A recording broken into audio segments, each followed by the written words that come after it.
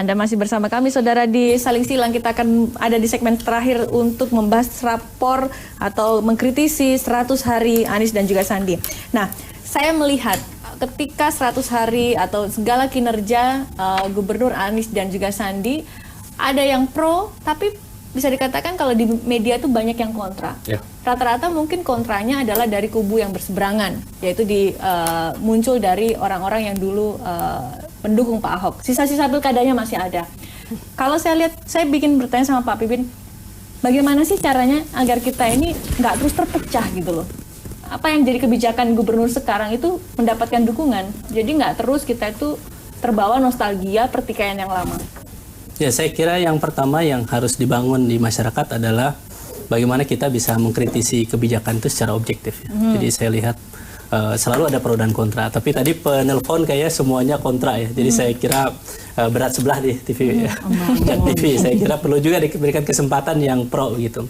Tapi saya ingin melihat bahwa 100 hari kepemimpinan Pak Anies dan Pak Sandi ini memberikan satu harapan. Yang pertama, beliau adalah pemimpin yang berkomitmen menepati janji.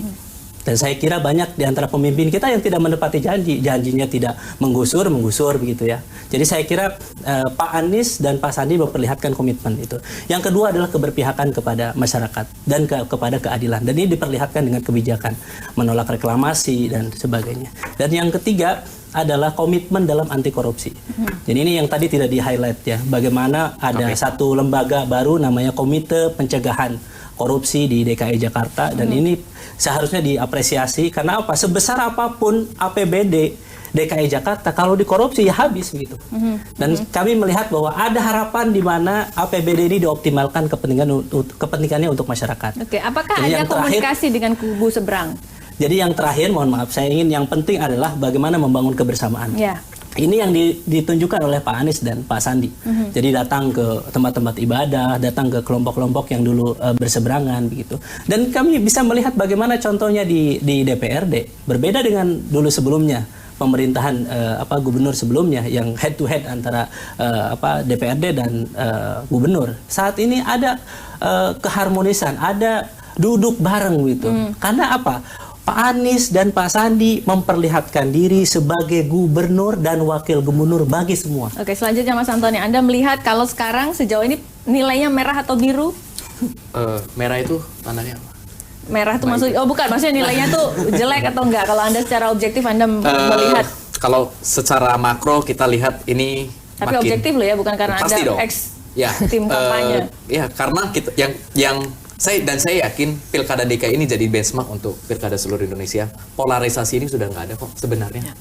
Ini sebagian kecil noise yang tadi saya katakan. Artinya noise itu yang sengaja dibahas untuk sebagai sebuah efek viral, efek wow ya, hanya akan terpay. Kita lihat ini sebuah langkah 100 hari kerja ini sebuah langkah positif.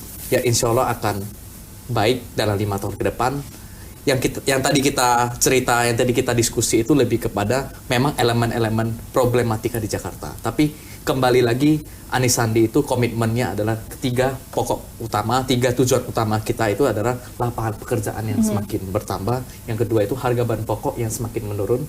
Yang ketiga itu pendidikan yang tuntas dan berkualitas. Ini yang terus kita dorong. OKOC yang kemarin belum dilantik saja udah ada 15.000 member yang sekarang sudah hampir mencapai 50.000, dan itu belum menggunakan secara taktis dana APBD, tapi itu merupakan gerakan masyarakat. Inilah bukti keberpihakan dari Anies Sandi. Bang Tigor, nilainya berapa kalau Anda bisa kasih nilai merah atau biru atau mungkin angka, lalu kira-kira apa saja yang perlu dibenahi? Ya kalau saya sih belum dulu mau menilai. Ya artinya ini saya coba mau melihat dari awalan. Ya jadi jangan sampai awalan itu menimbulkan pertanyaan-pertanyaan. Jadi harusnya dari sejak awal juga jadi baik gitu ya, jadi baik. Kalau tadi bilang keberpihakan, ya keberpihakan betul kepada rakyat, tapi juga harus berdasarkan kebenaran dan keadilan. Jadi kita jangan menggunakan cara-cara yang kita kritik, melanggar hukum juga. Ya, jadi jangan balik-balik saja subjek dan objeknya. Ya. Jadi jangan gitu ya, jangan jual-jual nama rakyat, jual-jual nama keberpihakan dengan mudah sekali. Rakyat tuh nggak bodoh. Hati-hati. Ya, Ya, Makasih, ini kita ditonton banyak orang nih. Cocok. Ya, hati-hati nih. Akan ditagih banyak orang, itu pertama. Kedua, buat masyarakat gini, ya. Saya kan baca juga.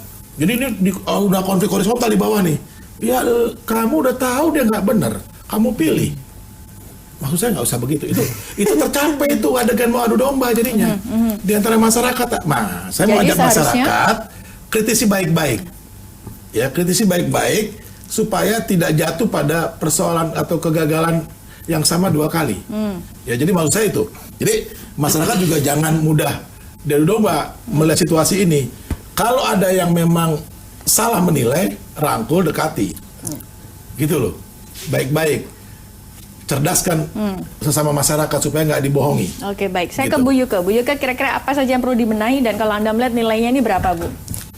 Nilai untuk 100 hari pertama itu masih belum bisa dinilai ya, karena memang masih sangat dini. Kita sih bukan urusan nilai atau tidak nilai, tapi kira-kira intinya mungkin adalah apa yang perlu diperbaiki?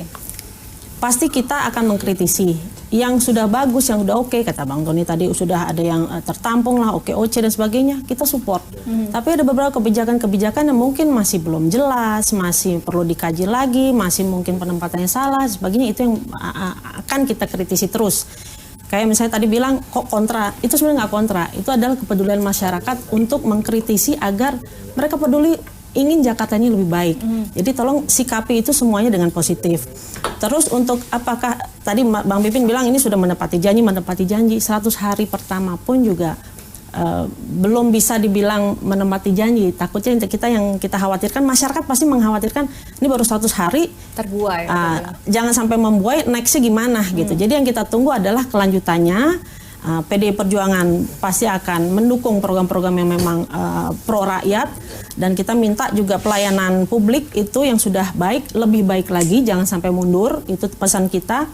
Lalu terkait kemacetan, banjir dan sebagainya itu tolong difokuskan juga, karena itu yang paling utama di Jakarta. Baik, terima kasih Bu Yuke, terima kasih Bang Tigor, Mas Antoni dan juga Pak Pipin atas waktu yang bergabung bersama kami di Saling Silang. Saya Ratna Dumila, selamat malam. Terima kasih Anda sudah menyaksikan JAK TV. Sampai jumpa.